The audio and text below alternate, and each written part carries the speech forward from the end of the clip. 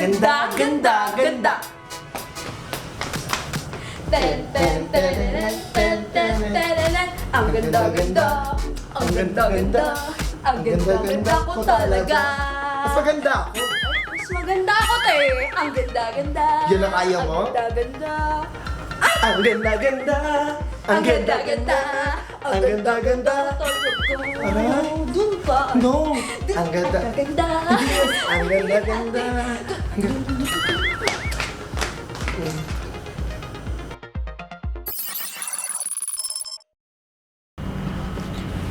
Naku, Hana! Naku. Hindi pwede na hindi ka mag-perform. Magagalit ang mga headmasters. Mag-perform ka. You need to perform. Tatry ko po. Much better. So rolling, guys! Action!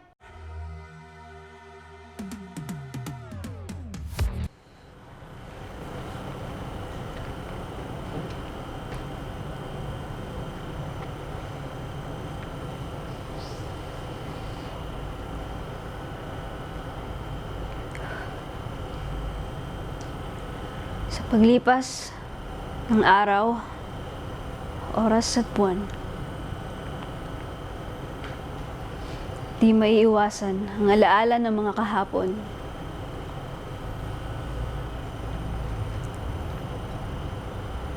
Naiwan ang mga tanong kung bakit, paano, at kailan.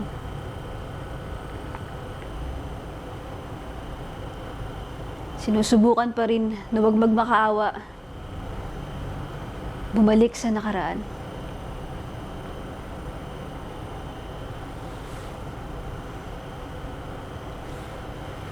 Sorry. Cut. Sorry, hindi ko talaga kaya.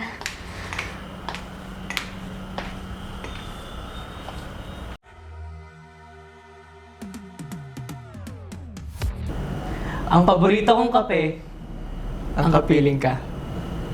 Hindi mawala sa aking mga labi kapag nalalanghap ang iyong timpla. Lagi kong naaalala kung paanong ninanamnam ang bawat sandali. Sa higop ay tila'y nawawala ang lungkot sa iyong mga mata at mga labi. Kaya, ikaw ang paborito ko. Sa umaga, sa tanghali, sa gabi.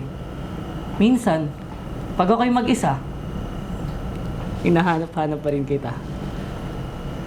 Di ko makakalimutan kung paanong nating ipanaglaban. Paanong pareho nating pinili ang isa't isa. Masasabi kong tunay ang pagkakaibigan nating dalawa. Siguro, minsan, pagmamahal. Kaya maniwala ka. Kaya maniwala ka. Ang paborito kong kape, ang kapiling ka.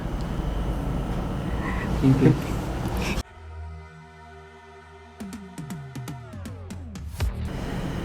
Uso pa ba ang gitara? Uso pa ba ang gitara? Gitara. Maraming nabubuong masayang awitin sa pamamagitan ng gitara. Para siyang kaibigan. Palagi kanyang gagabayan. Sa pag-strum at pluck ay palagi siyang nariyan. Hindi mapapagod ang aking mga daliri na gumawa palagi ng mga kanta. Kahit maubusan man ng letra, Mga salita. at alam ko na kahit matapos ito, kasama pa rin kita. Kung tutusin, ikaw ang magkukwento Sa kwento, na sinulat nating dalawa.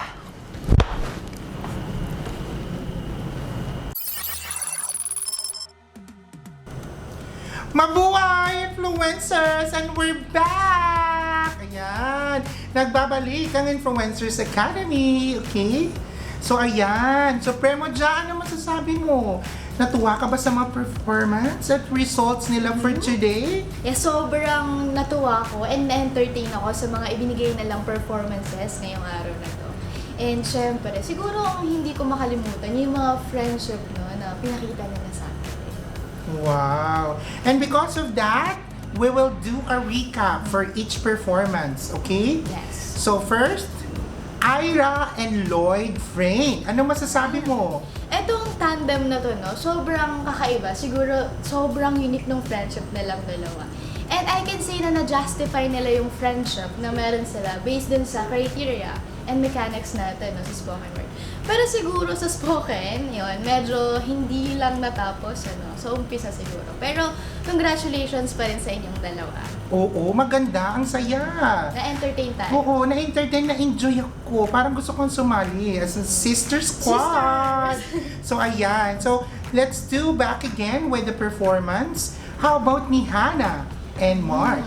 Ayan. So, syempre kay Hannah and Mark, ano, pero I can say muna, no, magaling pa din. Naramdaman ko yung emotion ni Hannah. Ayan, congratulations kay Hannah and sa team niya. Pero siguro, sa performance na to, I can say na kailangan natin palagi ng communications and time, and kailangan natin maging professional dun sa mga bagay and task na ibinibigay sa atin. It's very important na maging professional tayo. Pero again, congratulations. Sometimes hindi lang talaga natin maiwasan yung mga ganitong pangyayari. Pero life must go on. Yes, totoo yan. Kasi we're live here in Influencers Academy. That's right. So, ganon. Ganon naman ang nangyayari pag live. Audience and everything. Tama. Okay? So, mabalik naman tayo sa performance ni Lance at ni Apollo. Dito kay Lance and Apollo, no, sobrang magaling silang makinig. And actually, based on their performances, nakita ko yung kilig with friends. Totoo. Kumbaga parang na-justify nila yung kape na may pagkakaibigan. Bigyan nila ng meaning yung kape dun sa tula nila. And I can say, magaling silang performer. Totoo. Kinilig ako. And very light. Exactly. Nakita ko din. Kinilig ka? Oo, Di ba? kinilig ko. Backstage, kinilig ako. Magaling. Congratulations with them. Yes, Okay? congratulations. And then, how about Tads and Dre? Kay Taz and Ray, naramdaman ko yung pangarap, yung passion, tsaka yung connection nilang dalawa. Meron silang tinatawag na connection na masasabi mong pinagplanuhan nila ng maigi.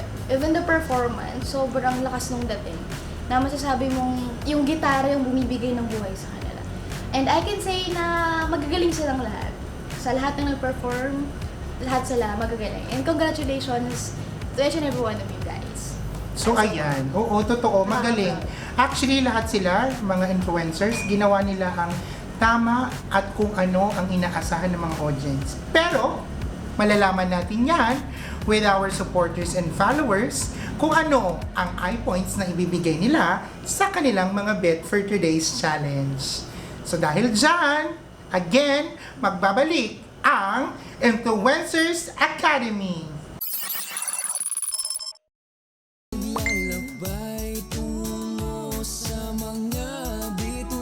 And this is far from over. Wait! I mean, I don't want to be that girl, but this is a challenge. I mean, this is a challenge na dapat, di ba, mag-perform on the spot? And not everyone did that. I was surprised. It was my ex. I don't care! Competition is a competition, Hannah. Everyone's life is at stake at here. Come on. Competitive talaga na ito eh. Kaysa naman sa'yo, ganda, ganda, ganda. Ano yung spoken word ba yun? Uy, Dads. Okay ka lang ba? Bakit parang lalim na yung isip mo dyan? Okay lang ako. Na-inspire lang kasi ako kanina. Saan? Spoken poetry. Spoken poetry? Oo. Ah? Di ba kasi kanina ang dami tinuro sa atin. Oh. Like, nakagawa kasi ako ng sarili ko. So, sobrang ikli lang niya. Nga, parinig nga. Ayoko, baka i-judge mo eh, wag na. Huwag tayo judge, no? Promise, dali. Sigurado ka? Galingan, basta galingan mo. Sige. Okay.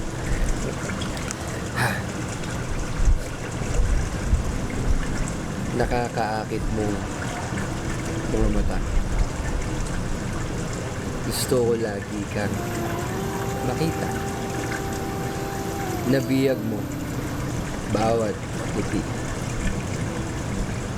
Tinamaan niya ata ako at nabigani. Nakakaakit mong mga mata, gusto ko lagi kang makita. Nabiyag mo bawat ngiti,